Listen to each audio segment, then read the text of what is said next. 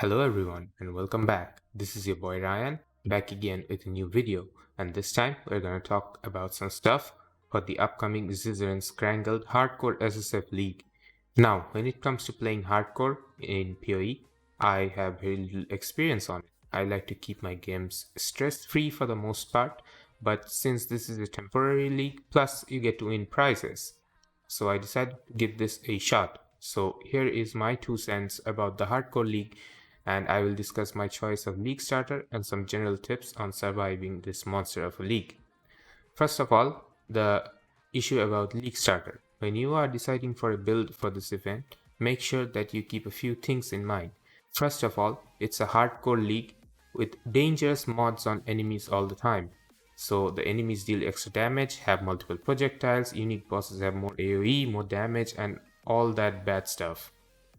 So the build that you choose to go with, it has to do a lot of damage from the skill gem itself, because most of the gear and passive tree points will definitely be dedicated to building a lot of HP and defenses.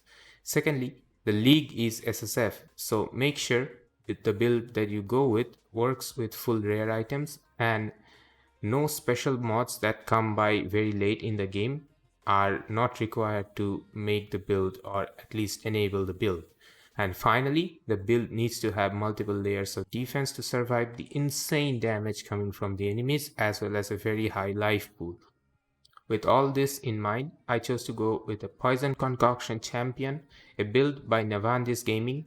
Although his version is dedicated more towards DPS, I actually modified to be a hardcore version with much more defenses, and I think this will definitely help you get to level 90, if not winning a demigod's prize. Now, links to his channel and his version of the build will be in the video description, and I highly recommend checking it out. If you want to go more in depth on it, maybe try it out in a softcore league if you want to. But now let's get into the POE for the hardcore SSF version and see what type of DPS and defense we can expect from this build. So now that we are in the POB section of the build, let's look at what we can expect from this build. So first of all, you will notice that this poison concoction has only 10,000 poison DPS. So this looks really bad on paper, but I assure you this is not the case. For stacking up more and more poison, this is gonna go up. For this build, you'll see that I have poison concoction with a 4 link, and all of the gems are level 18, even the auras, and we have no damage auras. We have only Herald of Agony, it's on level 18 as well. And so this is also without any gear, no gear. We have 10k damage, and this is Cyrus DPS. We have only 3 wither stacks. We have no poison stack. I think the poison stacks are not being calculated on the POB at the moment. I think it's a bug, but I don't know what's going on. So the damage is quite good for what it's doing. Let's look at the other not offensive, but defensive aspect of the build. So we have a total of 2.9k life on a level 91 tree. The increased life is 142%. This looks low compared to a hardcore build, but I went and tried to experiment with the shield nodes. I think these shield nodes are good, and I want to try this out. If you think that this percent increased life from the tree is low, you can just respec all of it and then go over to Constitution and grab all the life wheel nodes on the Scion side of the tree, and that will boost your life by a lot. Okay, that's out of the way. Now, as for mana, we have 92 unreserved mana, and we have like 20 mana leech on hit. So our mana sustain for the build is quite okay in that department. For our evasion rating, we have 16,000 evasion with 67% evade chance. It's huge. Mind you, we are not using any gears. Then we have like 12,000 armor with a rock solid 66% physical damage reduction. We also have 39% block chance, attack block chance, and 82% spell suppression chance. And all of this without any gear, just the passive tree itself, and the ascendancy points. So I think this is a pretty rock solid build or build gains from the passive tree itself for a hardcore version of a build. We are speccing into very little amount of poison DPS on the ranger side of the tree, and then we are dumping most of our points into getting life nodes, getting block nodes, shield nodes, and utility nodes for our flask sustains. And of course, we are grabbing some keystones, namely the mage bane over here, to convert all of our dexterity that we get from the ranger side of the tree into spell suppression chance. It's really strong, because with Grace Aura we are getting enough evasion for our evades and attack evades, and then we are doing we don't need the extra dexterity evasion, and we are converting that into spell suppression. I think if you get good gears during this league and overcap your spell suppression chance up to like let's say 120% or 130%, you can actually grab acrobatics and then convert all the spell suppression into spell dot chance. But I don't know. I haven't experimented with that yet. I am only playing this build, and I'm up to like Act 4 at the moment of recording for this video, and it's not the Krangled League either. So I would actually recommend everyone to go with spell suppression first, and then see what happens. And then if you feel comfortable enough, and then you can move into acrobatics. But I think spell suppression will be the superior choice.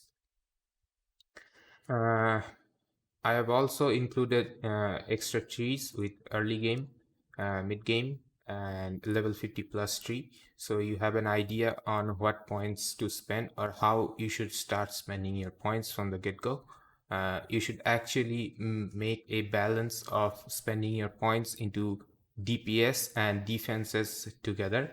Like you move into a cluster, you take the defense node first, and then you take the damage nodes, and then move into another cluster afterwards. As for the skill links, you're gonna be starting off with Splitting Steel with chance to bleed and chance to poison. This combination will get you through to Act 1 and get you enough to get your Poisonous Concoction at level 12. When you get your Poison Concoction, you want a 3-link with GMP and Greater Volley, and you can start using it after that point. The 4th link will be Vicious Projectiles, and as you get more, Void Manipulation and Unbound Ailments will be your 5th and 6th links. For your auras, it's going to be Determination, Grace, Herald of Agony, and Defiance Banner. You're going to run Grace, Herald of Agony, and Defiance Banner at the start, and after you get your mana reservation efficiency nodes from this cluster on the ranger side, and you get the inspirational node from the champion ascendancy at 3rd lap, then afterwards you're gonna be including determination into the build, and then you're gonna get your armor from there. You'll also be using ancestral protector, withering touch, and I think multi-totems. That's gonna be the link. I'll actually make the proper links when I release the video and the POV. So there will be more like guard skills and dash and all other skills. I'll list them all when the build when the video comes out, and I'll link everything into the POV then. As for items that you want to look for, there is, I think, only one item that you actually want to look out for, which is gonna be the Embalmer. This one has socketed gems are supported by level 20 Vile Toxins. This will make you, this will actually give you a pseudo 5-link skill very early, because this gloves has a very high chance of dropping, and it's also evasion energy shield base, so you should have a really good chance of making proper colors for your skill. So look out for these gloves. If you get them, it's gonna be good. You don't need to have a 6 or 5-link body armor for a long time with these, and you can use other body armor with good stats if you get them dropped. Mind you, it's an SSF league, so all the resources you can get is good for you.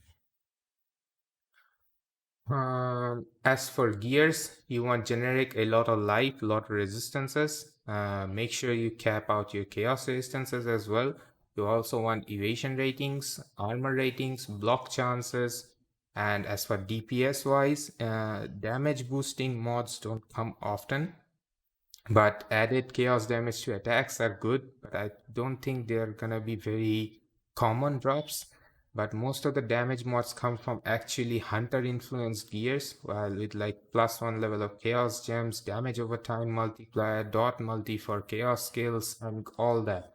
But they're really high level gears, so I wouldn't expect too much from the DPS wise from the gear section. I will leave this fairly empty because I don't. The gearing choice is up to you. You actually want a lot of defenses, and I'll leave that all up to you. And once I play the build in the league a bit, I'll update the make an update video on the league on the hardcore league, and then I will release some gears that I will be using.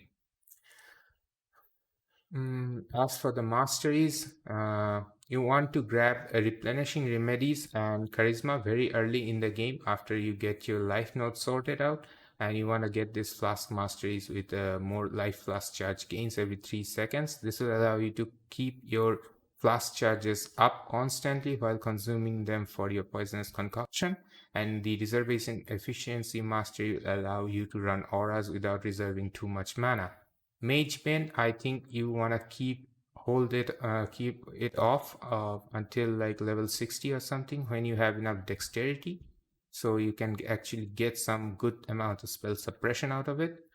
Other masteries for poison, you want the 300% more poison damage for inflicting poison on non-poison enemies. You also want duration of poison, and you want this one which deals poison damage faster. Once you get enough gears and actually have a lot of chaos resistance, namely positive chaos resistance, you can get this chaos mastery over here with chaos dot multiplier per 4% chaos resistance. Do not get this early. If you have negative chaos resistance, it will actually lower your DPS. For spell suppression mastery, this one is a must. You want to take this 50% reduced extra damage from suppressed threats. This is gonna be a lifesaver. Also, Grace with 25% mana reservation efficiency is going to be needed to run your auras. And as I said before, you can experiment with the shield nodes. If you don't like them, you can just remove them and then take all the nodes in the life wheel of Scion. As for the ascendancy, you want to grab Unstoppable Hero first.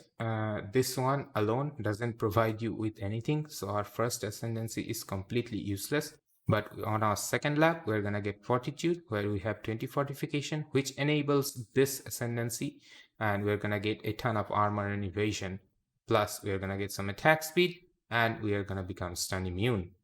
Also, these small nodes provide a lot of evasion and armor, so they are really strong. So they're going to be helpful. For our third lap, we want inspirational, so we have enough aura reservation efficiency, and now we can actually use all of our auras after we get this one and the reservation efficiency nodes. And on our fourth lap, we're going to grab Conqueror. This is going to give us 100% chance to taunt on hit, and we're going to take 10% reduced damage.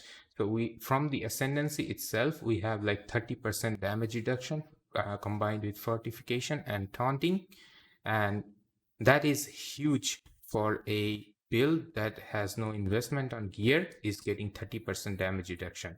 We also have some max cold resistance coming out of Survivalist, and then combining that with a lot of evades, a lot of blocks, phase reduction, and spell suppression, we are gonna be fairly tanky. So that is gonna be it for this video. I hope this build helps you at least reach up to level 90. I am 100% sure that champion ascendancy is gonna be crowded so this is gonna be not a build recommendation that will win you a demigod's prize for sure. This is gonna be very competitive bracket. So if you want to win a demigod's prize, you will probably have to play some other class and play something that is very tanky as well. So this build is only recommended for reaching level 90 safely and then get your MPX prizes. And with that, I will end the video here. And if you want to check out more about this build, Navandis actually did an amazing job on the build. He has detailed everything that you need to know on this mechanics of the build. I highly recommend that you check out his video. Links for his videos and his channel will be in the description box. And also, if you like this kind of content, make sure you subscribe to the channel and leave a like on the video so that YouTube recommends more of my videos and then I get some subs, hopefully. With that, wish you all a good luck on the Krangled League and see you guys soon on the next video. Peace.